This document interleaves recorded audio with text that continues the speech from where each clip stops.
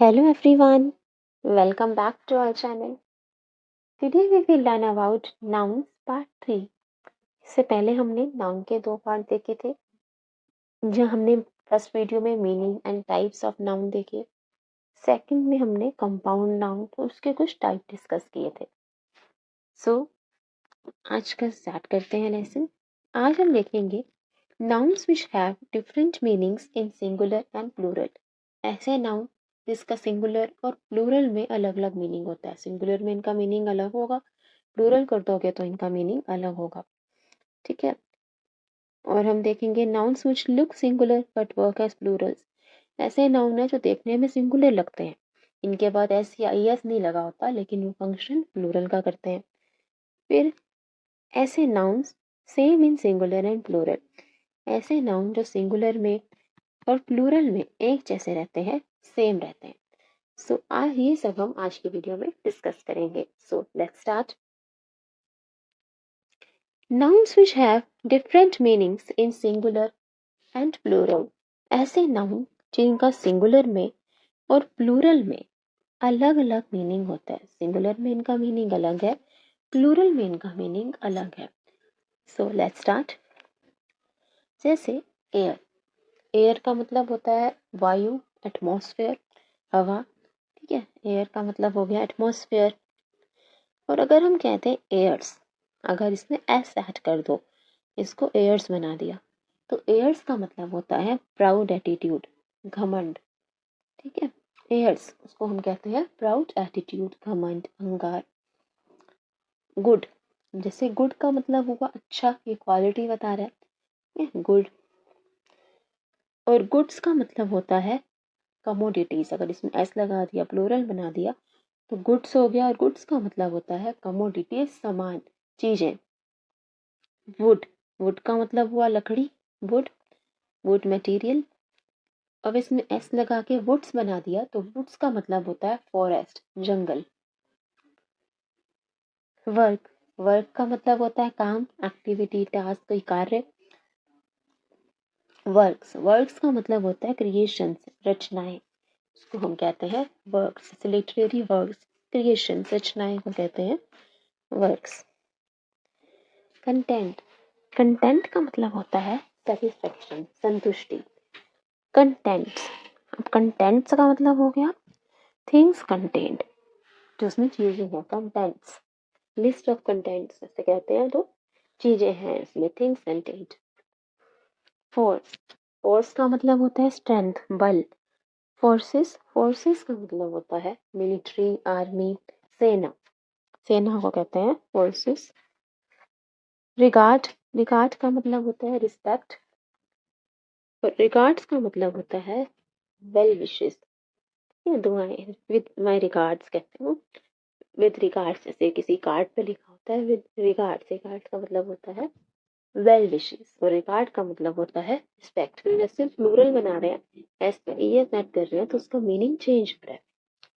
Word, word का मतलब हो गया सेइंग, प्रॉमिस। ठीक है, आई गिव माई वर्ड मतलब हो गया प्रॉमिस देना, वचन देना, उसको कहते हैं वर्ड। और वर्ड्स का मतलब होता है लैंग्वेज, भाषाएं। तो ये कुछ ऐसे वर्ड्स हैं जिनका सिंगुलर में अलग और प्लूरल में मीनिंग अलग हो जाता है। जैसे हमने इसमें एस या ई एस लगाया, इनका मीनिंग चेंज हो गया। जैसे कंटेंट का मतलब तो सेटिस्फैक्शन, संतुष्टि है। कंटेंट्स का मतलब थिंग्स कंटेंट हो गया। रिगार्ड का मतलब रिस्पेक्ट है। रिगार्ड्स का मतलब वेल विशेस हो गया। वुड का मतलब लकड़ी होता है, मटेरियल। और वुड्स का मतलब जंगल हो गया।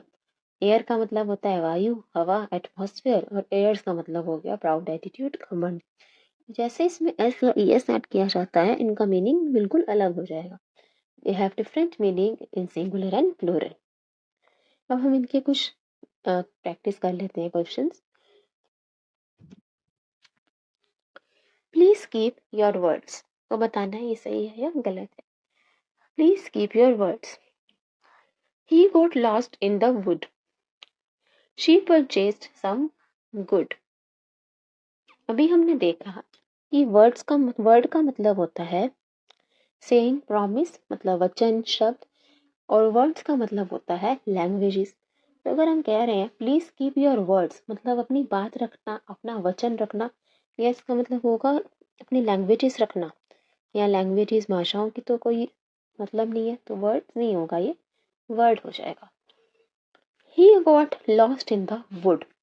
वुड का मतलब होता है लकड़ी, मटेरियल, तो वो लकड़ी वुड में खो गया, या फिर वुड्स, वुड्स का मतलब होता है जंगल, so he got lost in the woods हो जाएगा। She purchased some good, good का मतलब हुआ अच्छा, क्वालिटी बता रहा है, तो उसने कुछ क्वालिटी खरीदी, या फिर गुड्स, गुड्स का मतलब होता है कमोडिटी, सामान, चीजें, तो इनका आंसर्स हो जाएंगे सही। प्लीज कीप योर वर्ड, मतलब अपना वचन रखना, अपनी बात रखना। He got lost in the woods, वो जंगल में, फॉरेस्ट में खो गया। शी परचेज सम गुड्स, उसने कुछ चीजें खरीदी, कुछ कमोडिटीज ली। ठीक है, तो एस या ई एस का सिंगुलर और प्लूरल में फर्क पड़ रहा था मीनिंग में, तो हमें देखना है कि हमें कौन सा वर्ड का यहाँ पे यूज करना है। कुछ और एग्जाम्पल देखते हैं इनसे रिलेटेड, कुछ और क्वेश्चंस।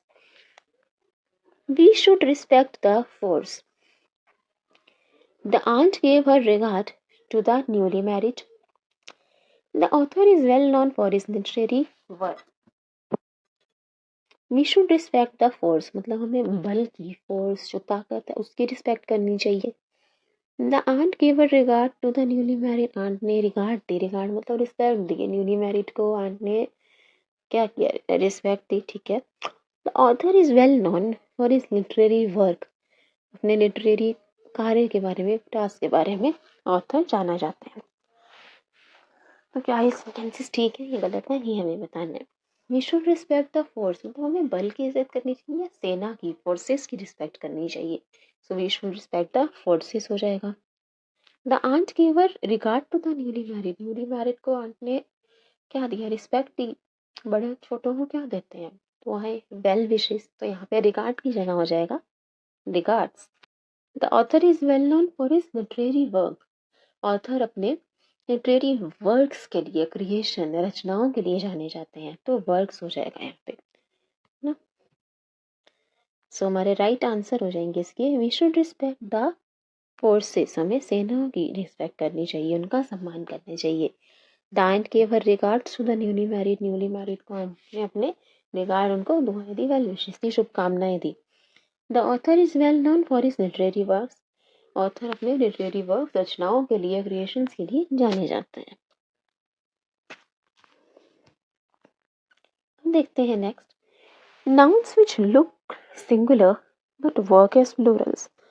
इन नाउन्स को देख के लगेगा कि ये सिंगुलर है, लेकिन ये काम प्लूरल का करते हैं, क्योंकि इनके बाद एस या ई एस नहीं लगा होता, तो देखने में सिंगुलर लगेंगे पर होते प्लूरल है। जैसे कैवलरी, कैवलरी मतलब होता है घुड़सवार।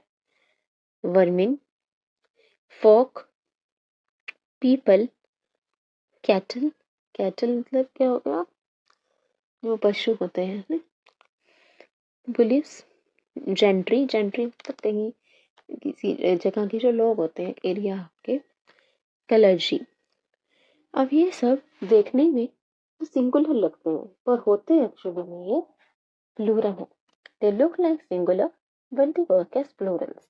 ये सिंगुलर लगते हैं क्योंकि इनके बाद एस या ई एस नहीं लगा होता, पीपल के बाद भी नहीं लगा होता, लेकिन ये फंक्शन प्लूरल का करते हैं, इनके साथ प्लूरल वर्ब आता है। कुछ एग्जाम्पल देखते हैं। The gentry is well behaved, cattle is grazing in the field, people is very busy nowadays।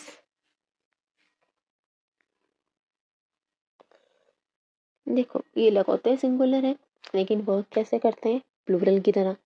तो यहाँ पे सब में सिंगुलर नाउन है, इज, तब ये प्लूरल की तरह काम कर रहे हैं, तो ये अपने साथ प्लूरल वर्ब लेंगे, है ना।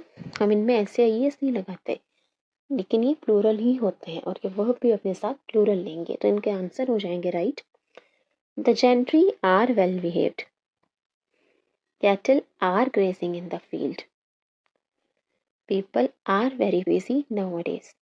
ठीक है, तो ये सब देखने में हमें लगता है सिंगुलर, होते प्लूरल है, तो ये अपने साथ हमेशा प्लूरल वर्ब लेंगे, सिंगुलर नहीं लेंगे, और इनके बाद एस या ई एस नहीं लगता। नेक्स्ट टाइप देखते हैं। अच्छा कुछ और एग्जांपल देख लेते हैं इसके। The audience is enjoying the show, the vermin is dangerous. The audience is enjoying the show. अब देखो ऑडियंस क्या है, देखने में सिंगुलर लग रहा है पर एक्चुअली ऑडियंस प्लूरल होता है। ऑडियंस का मतलब हो गया दर्शक, ये प्लूरल नाउन है तो ये इसके साथ अपने साथ हमेशा प्लूरल वर्ब लेगा।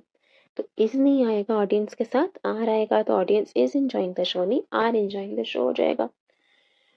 द वर्मिन इज डेंजरस, अभी हमने देखा कि वर्मिन भी प्लूरल होता है तो ये भी अपने साथ प्लूरल वर्ब लेगा, इज नहीं आर लेगा। इनके राइट आंसर हो जाएंगे the audience are enjoying the show, the vermin are dangerous. ठीक है, तो ये ऐसे नाउन्स हैं जो लगते सिंगुलर हैं होते प्लूरल है, तो ये हमेशा अपने साथ प्लूरल वर्ब लेंगे। नेक्स्ट देखते हैं last type, noun same in singular and plural. अब ऐसे नाउन जो सिंगुलर में और प्लूरल में दोनों में सेम रहते हैं, सिंगुलर में भी इनको ऐसे ही लिखोगे, प्लूरल में भी ऐसे ही लिखोगे। जैसे शिप जो भेड़ हो गई, डियर, हिरन, फिश, इनिंग्स जो मैच में इनिंग्स होती हैं, डाटा, सीरीज, एयरक्राफ्ट। ये ऐसे नाउन है जो सिंगुलर और प्लूरल में सेम रहेंगे, ना सिंगुलर में ये बदलते हैं ना प्लूरल में। जैसे प्लूरल में इनके साथ एस या ईएस नहीं लगाएंगे। ठीक है, इनिंग्स है, इनिंग्स में अगर हम सिंगुलर एक इनिंग्स की भी बात एक इनिंग की बात करेंगे तो इनिंग्स ही करेंगे।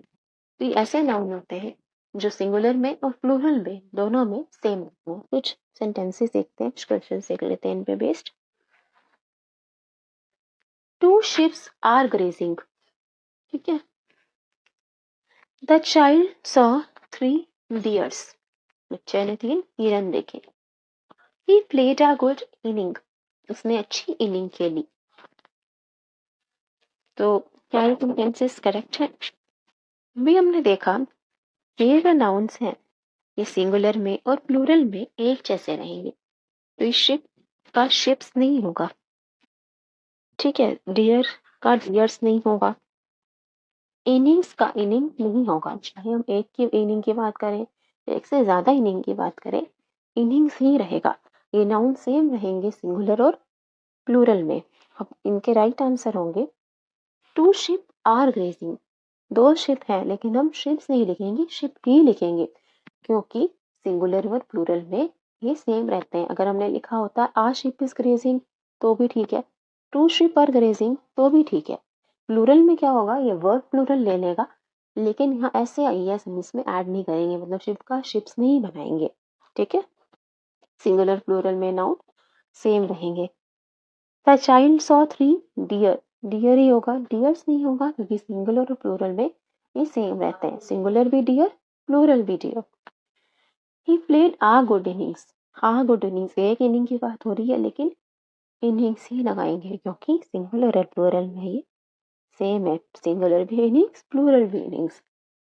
ठीक है, so I hope you like it and understood these concepts of noun. If you have any queries, please feel free to ask. Thank you everyone. Please like, share and subscribe. See you soon. Have a nice day. Thank you.